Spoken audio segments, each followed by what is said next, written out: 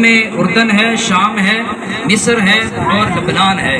یہ جو چاروں ممالک اسلامیہ ہیں، ان چاروں ممالک اسلامیہ کی پاپولیشن اگر اس کو کاؤنٹ کر لیا جائے تو ان چاروں ممالک کی جو تعداد ہے وہ 11 کروڑ 76 لاکھ بنتی ہے۔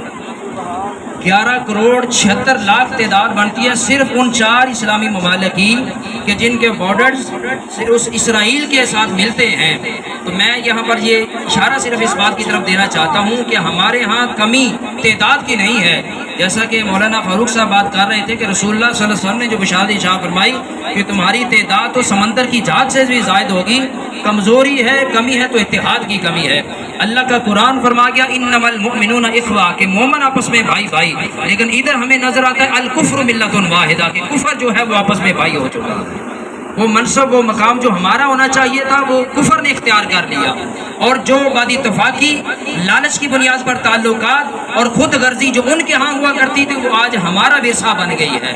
تو یہ سب سے بنیادی جو ضرورت ہے وہ یہ ہے کہ ابھی جو میں نے عرض کیا ہے کہ اسرائیل کے چاروں اطراف جو 4 اسلامی ممالک ہیں، اردن، شام، مصر اور پھر لبنان، اگر یہ چاروں ممالک ہی سیریس ہو جائیں اور ان کو یہ احساس ہو جائے، وحدت اس کو کہتے ہیں، چبھے کانٹا جو قابل میں تو ہندوستان کا ہر پیر و جوان پکار اٹھے، اگر یہ جذبہ صرف ان 4 ممالک کے ہاں پیدا ہو جائے تو جو میں نے کیلکولیشن کی ہے اس کیلکولیشن کے اعتبار سے 100 مسلمان کے ہاتھوں صرف 7 اسرائیلی آتے ہیں۔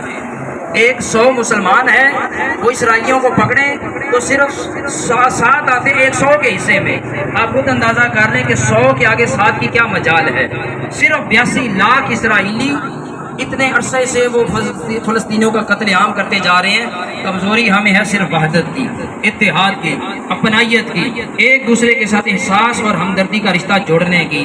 تو میرے عزیزوں بزرگوں، احساس اور ہمدردی گھر سے، محلے سے، گاؤں سے، شہر سے، اور پھر اس آہستہ آہستہ جو ہے وہ اقوام تک جاتی ہے۔ اقبال نے کہا تھا کہ افراد کے ہاتھوں میں ہے اقوام کی تقدیر، ہر فرد ہے ملت کے مقدر کا ستارہ۔ میرے سمیت علماء، آپ کے سب کے سمیت ہر بندہ اگر اپنے دل کے اندر احساس پیدا کرے گا تو اقوام پیدا ہوں گی۔ جب اقوام پیدا ہوگی ہیں تو پھر ان کے اندر غیور اور غیرت پیدا ہوتی ہے۔ لڑائیاں اور بدلے اور غزوات اور فتوحات وہ غیرت کے نام پر ہوتی ہے، وہ میجورٹی کے اعتبار پر نہیں ہوتی۔ غزوہ بدر اور دیگر فتوحات اس بات کی زندہ مثال ہیں۔ بس میں انہی اختتام پر عرض کرنا چاہتا ہوں کہ ہمیں وحدت کی لڑی میں ایک ہونے کی ضرورت ہے۔ ہمیں یہاں ذیلی سطح پر ایک ہونے کی ضرورت ہے اور پھر عالمی سطح پر بھی ایک ہونے کی ضرورت ہے۔ اللہ رب العزت ہم سب کا حامی و ناصر ہو، اور اللہ رب العزت ہم سب کو پیارے حضور صلی اللہ علیہ وسلم کے دین متین کے اس خاص رشتے کی نسبت سے ایک ہونے کی توفیق نصیب فرمائے۔